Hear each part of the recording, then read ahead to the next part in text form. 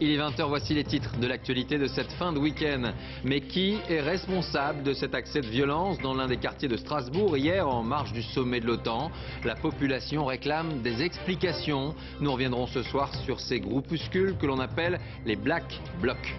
La Corée du Nord s'attire les foudres de la communauté internationale après avoir revendiqué le lancement d'un satellite. Tokyo, Paris et Washington évoquent un test de missile déguisé et parlent d'une provocation.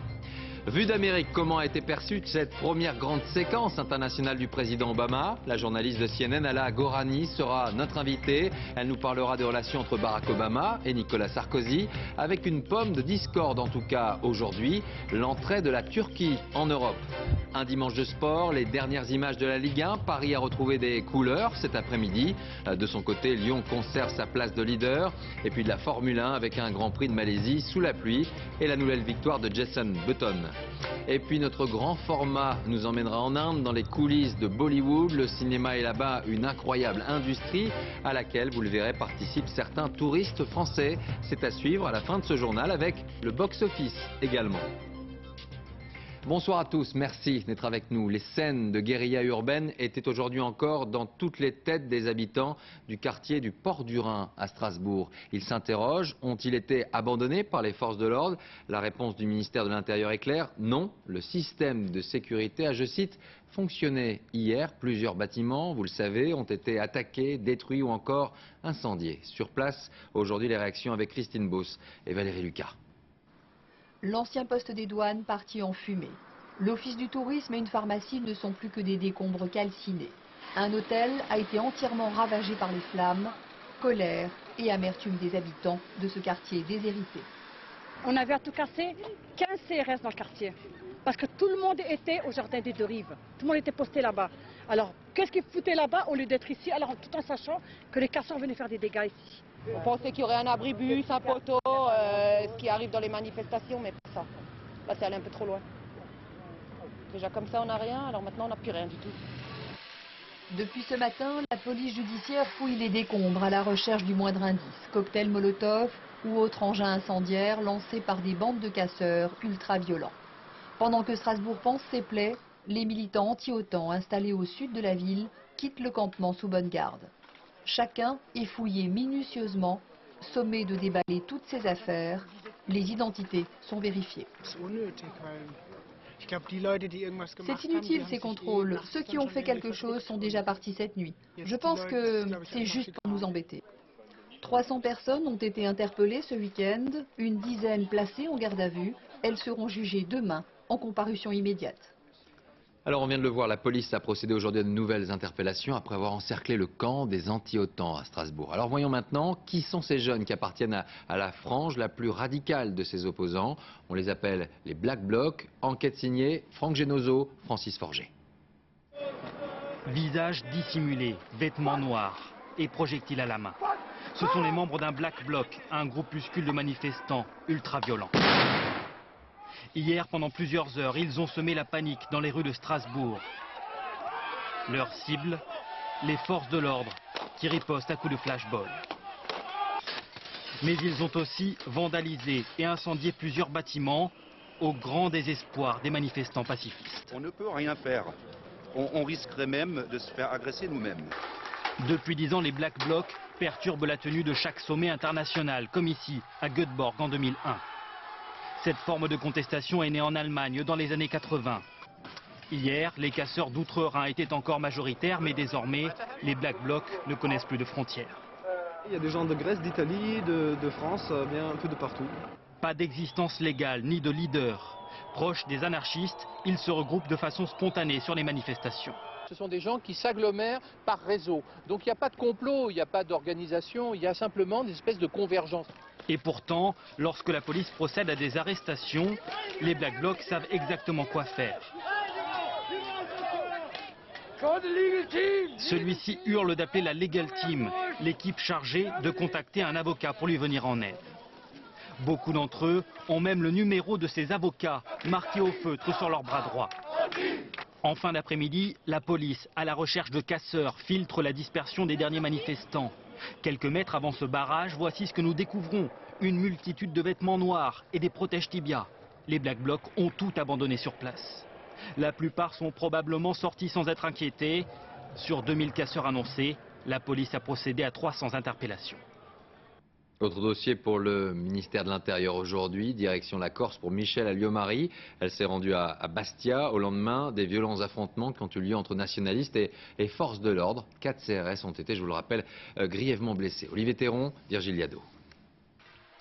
C'est une pipe bombe, une bombe artisanale. Elle explose dans les pieds des CRS. Les forces de l'ordre sont prises pour cible par les manifestants nationalistes.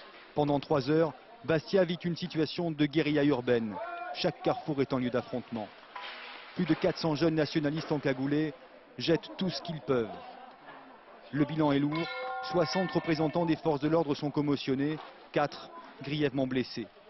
Les nationalistes assument pleinement ces affrontements et ces destructions. Je crois qu'on ne peut pas parler de casseurs, parce que lorsque les gens s'attaquent uniquement aux cibles d'État et font la différence entre un magasin et une cible d'État, ça veut dire qu'il y a derrière une conscience politique. Ce matin, Bastia constate les dégâts. La mairie annexe, la Banque de France témoignent de la violence des échauffourées. Michèle Alliot-Marie arrive en fin de matinée et se rend au chevet des policiers blessés. Une visite éclair, des décombres de l'état civil au commissariat pour dénoncer cette radicalisation qui monte. Il pousse les jeunes devant, il les incite à commettre des provocations pour ensuite pouvoir instrumentaliser les éventuels accidents dramatiques qui arriveraient pour essayer de ramener autour d'eux des gens.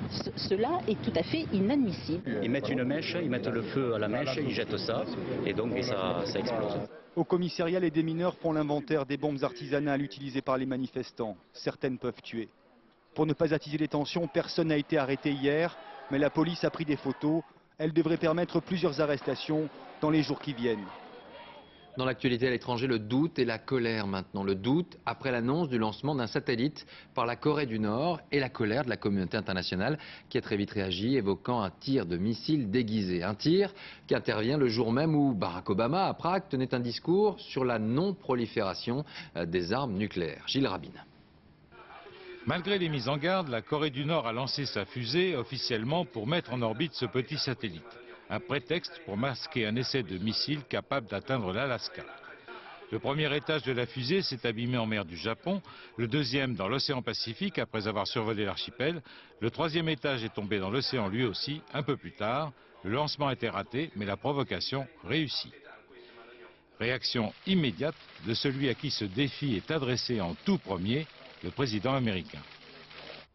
Les règles doivent être respectées, les violations doivent être punies. Les mots ont un sens. Le monde entier doit s'élever contre la prolifération de ces armes. Car la Corée du Nord non seulement possède des missiles, mais tente aussi de mettre au point une bombe nucléaire. Un régime communiste stalinien qui a ruiné son pays et son peuple et qui se comporte en hors-la-loi. Je condamne avec la plus grande fermeté cette provocation. Il n'y a qu'une seule réponse. C'est l'union de la communauté internationale pour sanctionner un régime qui ne respecte aucune des règles internationales. Une opinion partagée par le monde entier, la réprobation est unanime, à l'exception de la Chine et de la Russie qui appellent à la retenue. Les États-Unis et le Japon ont demandé une réunion d'urgence du Conseil de sécurité des Nations Unies, réunion qui va débuter dans quelques heures. Strasbourg, hier, Prague, aujourd'hui, Ankara, ce soir, en 5 jours, Barack Obama vient de vivre sa première grande séquence internationale. Et cette fin de week-end est l'occasion de tirer un premier bilan de ces différents rendez-vous, notamment du côté américain. Avec nous ce soir, la journaliste de CNN, Ala Gorani. Bonsoir, merci d'être avec nous. Vous avez suivi ces 5 jours pour CNN. Tout d'abord, en Europe, pour qualifier l'attitude de Barack Obama, on parle d'une vraie assurance, sans arrogance. Il était vraiment important pour lui de tourner la page des années Bush. Il était important pour lui de tourner la page, mais également je crois que assurance sans arrogance est une façon de décrire la tournée de Barack Obama. Mais on peut aussi dire de lui que par rapport aux citoyens ordinaires en Europe, et on l'a vu aussi aux États-Unis, on l'a diffusé sur CNN International, Barack Obama est toujours une rockstar, bien que toutes ces demandes n'aient pas été accueillies favorablement par les membres du G20 et ensuite par l'OTAN. Donc ça reste la rockstar internationale et c'est une page tournée, une rupture définitive avec l'administration Bush. Alors vous restez avec nous avant de vous retrouver. Retour sur les grands moments de cette séquence internationale commentée par Jérôme Bermin. 5 jours, 3 sommets, de Londres à Strasbourg, rien n'a résisté à Barack Obama. Mardi soir, Air Force One se pose. L'Europe attend le nouveau visage de l'Amérique. Le G20 s'annonce compliqué. Le président américain ne doute de rien. Les divergences entre les pays ont été très exagérées. Réchauffement avec la Russie et un merci en version originale. Sourire en toute occasion. Obama maîtrise l'art du compromis. Il veut la relance, l'Europe la régulation. On coupe la poire en deux et le G20 est un succès. Obama a 2 armes, sa bête, The Beast, sa voiture ultra blindée, et sa belle. Scrutée jusqu'au bout des ongles, elle n'hésite pas à casser les codes. Jusqu'à toucher la reine, un crime de lèse-majesté aussitôt pardonné. À peine le pied posé en France, l'opération séduction continue. Même une jeune femme du public a le droit à un petit baiser. Nous ne cherchons pas à diriger l'Europe. Nous cherchons à être des partenaires de l'Europe. Vient le tour de force. Dans une salle en fusion, Obama fait face à 4000 jeunes français, allemands et belges. Un question-réponse de 2 heures va suivre, un moment de communion. Je vais commencer par ce jeune homme en costume. Qu'attendez-vous des Français et des Européens dans la guerre contre le terrorisme? Al-Qaïda est toujours une menace. L'Europe ne doit pas attendre que les États-Unis prennent en charge seul l'aspect militaire de cette guerre. Un instant, le président américain a l'air de chercher, mais il sait très bien ce qu'il veut.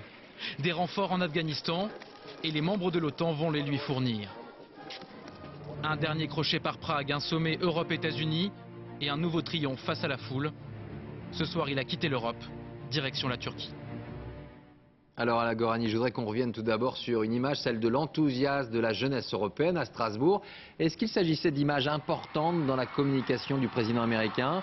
Est-ce que, par exemple, Oui. vous les avez diffusées, vous?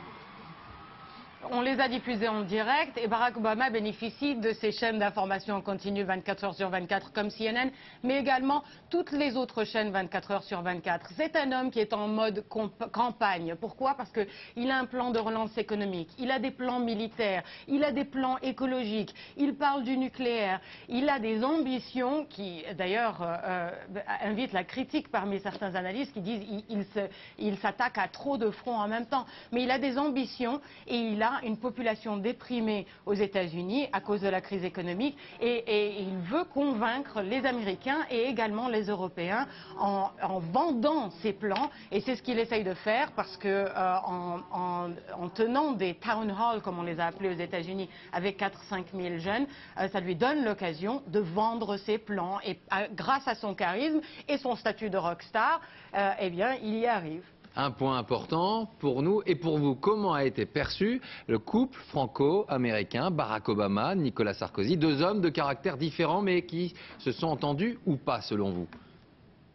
Et il y a eu le G20 d'abord, donc le désaccord, le G20 sur la façon de s'attaquer à la crise économique.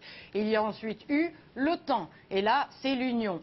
Mais je peux vous dire que la journée de l'OTAN, la première journée le vendredi, toute la presse américaine s'intéressait pas au couple franco-américain présidentiel, mais au clash des premières dames, comme l'ont appelé même la presse quotidienne la plus sérieuse, entre Carla Bruni Sarkozy et Michelle Obama. Ce sont les 2 premières dames les plus célèbres du monde, a écrit le New York Times, le quotidien sérieux. Donc oui, il y a eu ces moments un petit peu tendus pendant le G20 et encore aujourd'hui on l'a vu avec la question de la Turquie et son entrée dans l'Union européenne.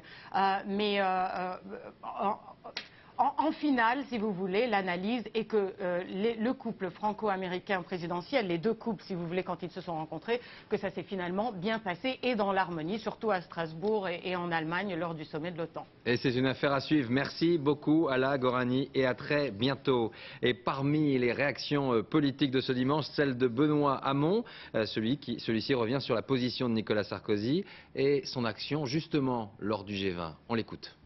Il est aujourd'hui champion de l'autosatisfaction. Et je crois que s'il y a eu des gestes et s'il y a eu des avancées, je trouvais que ces sourires ou ces grandes déclarations, ces louanges qu'on s'adressait les uns les autres, tous les grands de ce monde, sont quand même, à mon avis, un tout petit peu prématurés par rapport à la situation réelle. Donc je pense qu'il faut être prudent. Voilà, il est 20h13 à suivre dans la deuxième partie de votre journal. Les lessives bio sont-elles vraiment écolo? C'est la question conso du jour. Un dimanche de sport, du football et la Ligue 1. Victoire de Paris cet après-midi. Et Lyon est toujours leader. Nous irons en Malaisie pour la Formule 1 et puis en rallye. Sébastien Loeb gagne encore, rien vraiment d'étonnant. Enfin, le grand format ce soir avec le cinéma, Bollywood, en Inde, qui, vous le verrez, recrute parfois ses figurants dans la rue. Et cela intéresse certains touristes français. Mais avant cela, l'Afghanistan a été au cœur des discussions lors du sommet de l'OTAN. Le pays reste fragile et l'exil pour ses enfants est parfois l'unique solution. Rome, vous allez le voir, est parfois une étape dans cette fuite et une affaire là-bas vient cette semaine de mettre en lumière le dénuement de ses enfants. Reportage sur place, Philippe Lisserias et Jonas Messina. Dans la gare d'Ostiense, à quelques mètres des trains chargés de banlieusards, des silhouettes discrètes longent la voie ferrée vers un refuge improvisé. Au milieu d'un chantier en contrebas, une trentaine d'Afghans ont installé un campement de fortune. Youssouf tient à montrer ses conditions de vie précaires. Voilà où pour lui, c'est arrêté le rêve européen. Je ne suis pas venu pour cette vie-là. Parfois, j'ai honte. Eux sont de jeunes adultes, mais à la nuit tombée, des adolescents afghans les rejoignent, de plus en plus nombreux, de plus en plus jeunes. Certains ont 15 ans, 14 ans, il y en a même qui ont 13 ans. Et quand on lui demande qui les protège, il répond Dieu. Quelques matelas, des couvertures et des cartons. Il y a quelques jours, la police italienne a ainsi découvert 24 jeunes adolescents afghans qui dormaient devant la gare. Le jour, ils devaient cacher leur maigre bien dans ces bouches d'égout. Ils étaient transis de peur. On leur a parlé en faisant des gestes et puis on leur a donné à manger. L'afflux de jeunes adolescents isolés dans cette gare romaine, un phénomène décrit il y a 2 mois par une télévision italienne sur Internet. On y découvre Hussein, 15 ans, qui a rejoint l'Europe caché dans un camion. Ils font des voyages très dangereux. Ils traversent ainsi de nombreux pays, l'Iran, puis la Turquie, la Grèce, et ils arrivent enfin en Europe de l'Ouest. Des voyages tellement dangereux que certains meurent pendant le trajet. Quant aux jeunes Afghans secourus à la gare d'Ostiense, ils ont tous été transférés dans un centre d'accueil pour mineurs. D'après les associations caritatives, près de 8000 mineurs isolés sont arrivés l'an dernier en Italie. Ces associations réclament maintenant une prise en charge spécifique pour ces adolescents. Vu du ciel, l'état de la planète nous inquiète souvent. Et en voici la confirmation. 40 km de glace viennent de se détacher de la péninsule antarctique, provoquant l'inquiétude une nouvelle fois des scientifiques. Frédéric Montel. En 2 jours seulement, le pont de glace de 40 km de long s'est brisé, libérant une foule d'icebergs. Ce pont naturel reliait la plaque Wilkins à l'île Charcot. Aujourd'hui, des tonnes de glace partent à la dérive. Voici la photo satellite de 1992. En haut, l'île Charcot, en blanc, le pont de glace. 16 ans plus tard, la fonte est spectaculaire. En 1950, le pont mesurait 100 km de large. Début 2009, moins de 500 mètres. Aujourd'hui, il a carrément disparu. Certes, la chute des températures est modeste, un demi-degré Celsius en moins en 50 ans, mais cela a suffi pour perdre 25 000 km². Malgré ces températures polaires, moins 50 degrés, l'Antarctique est bel et bien victime du réchauffement climatique. La question conso de ce dimanche, acheter une lessive sur laquelle est inscrit le label bio, est-il toujours la garantie d'un acte écolo? Les étiquettes, le marketing sont-ils parfois trompeurs? Eh bien, apparemment oui. Décryptage avec Laurence Decherf et Bernie Mériot. L'écologie, j'y suis très sensible. L'écologie fait vendre. Les produits se prétendent donc de plus en plus respectueux de l'environnement. Alors, quand le chat sort la campagne publicitaire pour sa nouvelle lessive, l'Observatoire indépendant de la publicité réagit. Lessive écologique? 100% d'origine végétale, 100% biodégradable, pas d'accord. La présentation du produit laisse penser que le produit est complètement inoffensif sur l'environnement. Or, ça n'est pas le cas. Donc aujourd'hui, on peut considérer que c'est tromper le consommateur par le graphisme, par les mots employés, par la mise en scène, etc. Seuls les tensioactifs, c'est-à-dire le détergent, est végétal. Pourtant, pour les fabricants, jamais une lessive de grande marque n'a été aussi naturelle. Très important. La partie pétrochimique dans cette formule est extrêmement réduite, puisqu'elle est réduite à 3,5% de la formule. Donc vous voyez, la très grande majorité est sur base naturelle ou sur base minérale, hein, comme l'eau, le savon. Alors une lessive 100% écologique existe-t-elle? Presque. Certaines marques dans les magasins bio s'en approchent en éliminant aussi les colorants, conservateurs ou agents chimiques qui blanchissent le linge. Mais écolo, il faut l'être de A à Z dans la fabrication du produit. Mais il y avait ça serait une lessive qui serait optimisée à tous les stades de son cycle de vie, depuis l'extraction de la matière première jusqu'à l'élimination de l'emballage et de la lessive elle-même dans l'eau. Le mieux est encore de se référer à l'écolabel européen qui tient compte de tous ces stades. Au salon Planète Durable, pour certaines marques écolo, le contenant est aussi important que le contenu. Par exemple, ce produit-là, c'est un produit liquide qui contient 3 litres de lessive. Ce sachet économise environ 60% de matière. D'autre part, ce sachet exclut tout type de PVC et de produits qui seraient difficiles à recycler. Pour les anti-lessives, il y a les noix de lavage issues du sapindus, un arbre qui pousse sur les contreforts de l'Himalaya et qui contient de la saponine, un savon 100% naturel. Mais il y a aussi la mystérieuse boule de lavage. C'est une boule en plastique, hein, très simple, avec dedans des petites billes de céramique qu'on met de la même manière dans la machine, pas besoin de poudre. On fait tourner tout ça.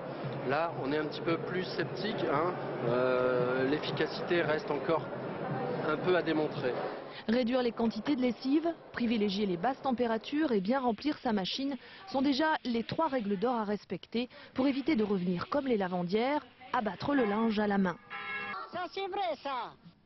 Voici maintenant une campagne de l'assurance maladie que vous pouvez voir en ce moment sur vos écrans. On y parle de vos dents. Regardez.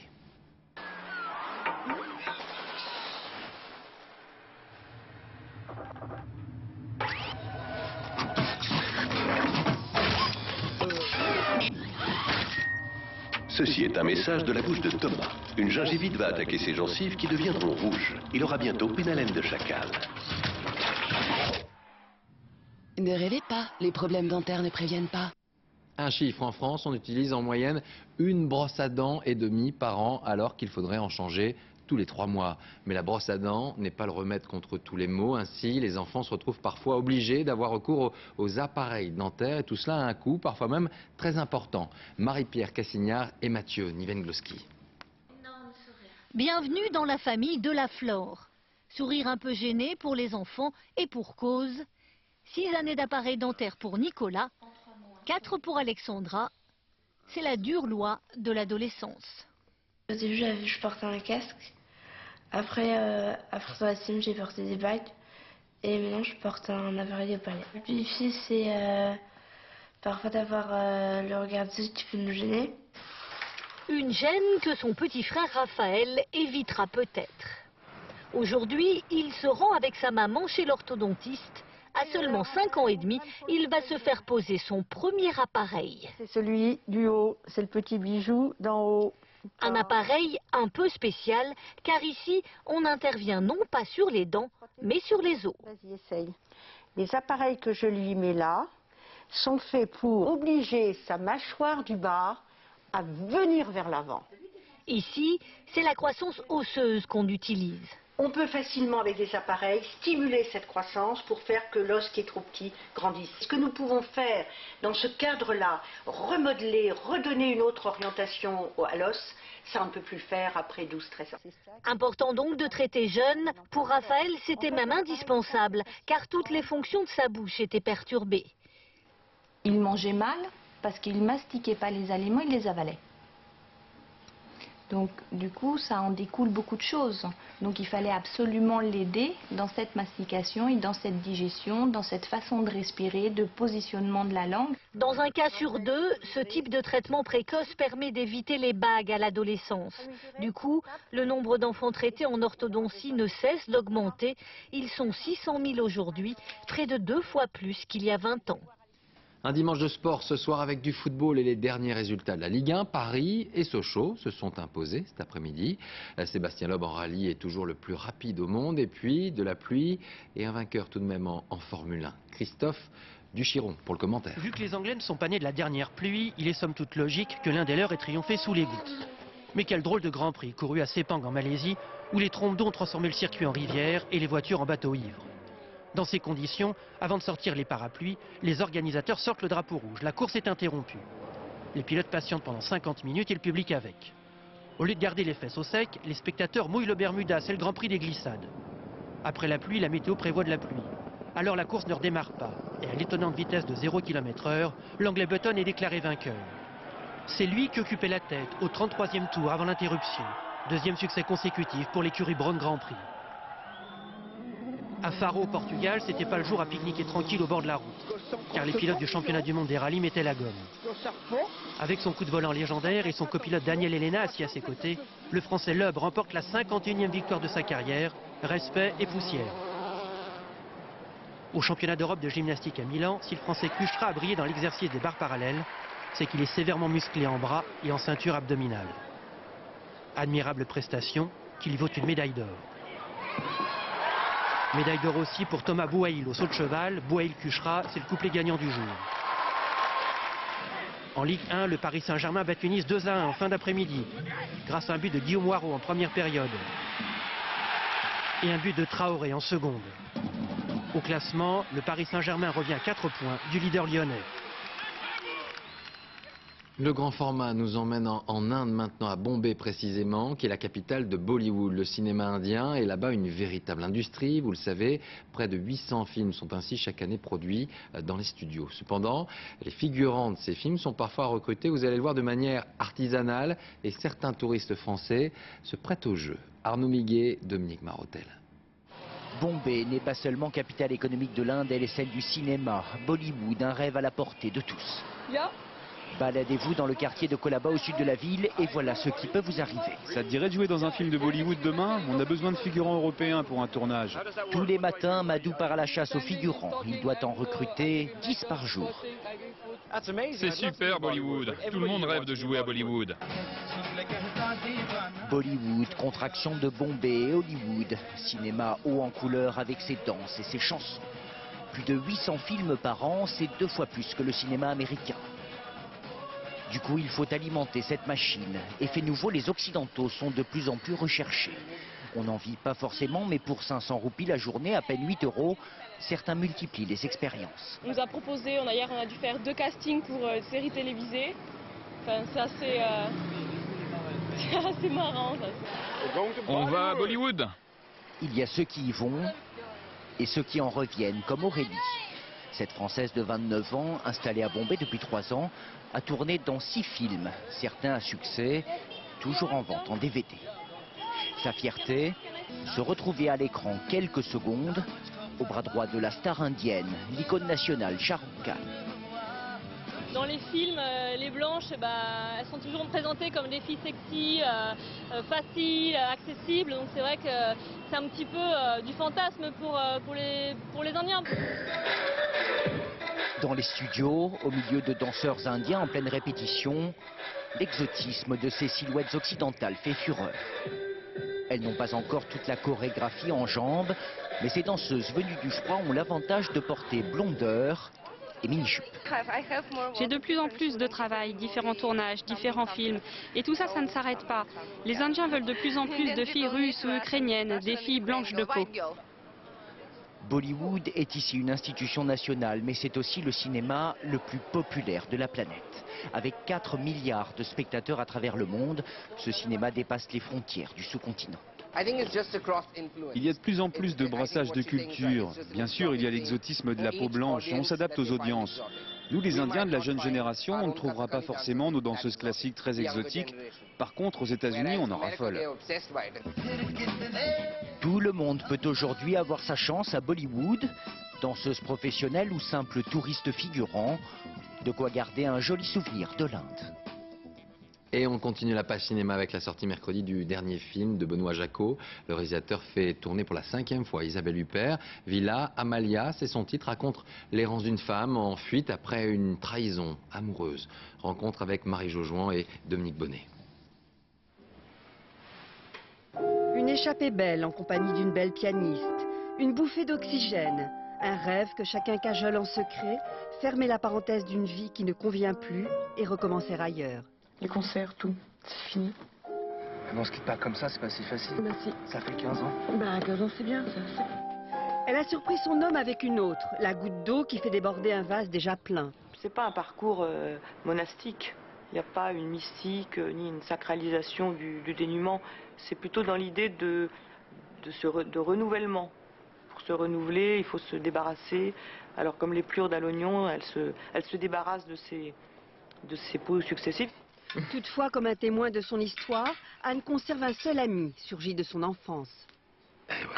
Garde-moi le secret. J'adore les secrets. Non, pas les secrets. Le secret. Oh, t'es chiante. Oui, je te promets de le garder pour moi, le secret. C'est aussi une histoire d'amitié qui unit Isabelle Huppert et le cinéaste Benoît Jacot. Ils se retrouvent au fil des films, 5 déjà ensemble, avec le souhait commun, comme en musique, de trouver la note juste.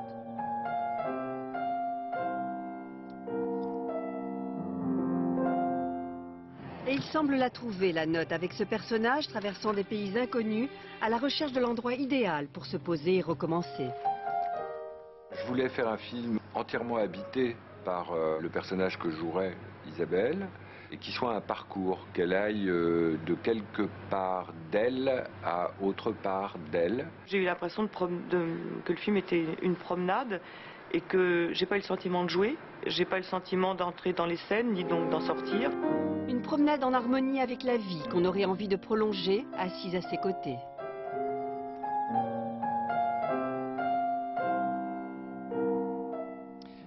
Regardons maintenant le box-office, le classement des films au premier jour de leur sortie. Cette semaine, en tête, Safari, la comédie d'Olivier Barou avec Kad Merad. En deuxième position, Monstre contre Alien, un film d'animation américain pour toute la famille. Puis La fin du monde avec Prédiction et Nicolas Cage qui va tenter de sauver la planète. Et enfin, Dragon Ball Evolution, inspiré du célèbre manga japonais.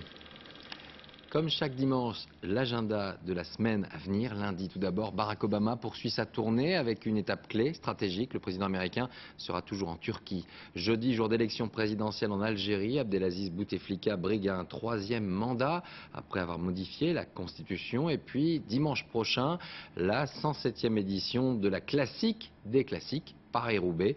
C'est à suivre sur France 2. Avant de se quitter, je vous rappelle l'une des principales informations de la journée, c'est la colère des habitants du port du Rhin à Strasbourg qui, après 24 heures, les scènes de guérilla qu'ils ont vécues, réclament des explications au pouvoir public. 330 personnes ont été interpellées et le président de la République a réclamé la plus grande sévérité pour les auteurs de ces violences. Voilà pour toute l'actualité de ce dimanche. Merci à vous pour votre fidélité tout au long du week-end. Tout de suite, la météo, Isabelle Martinet, 20h35. Rendez-vous avec le docteur Doolittle et Eddie Murphy. L'information, demain matin, c'est avec Sophie Le Saint. Je vous souhaite une très belle soirée.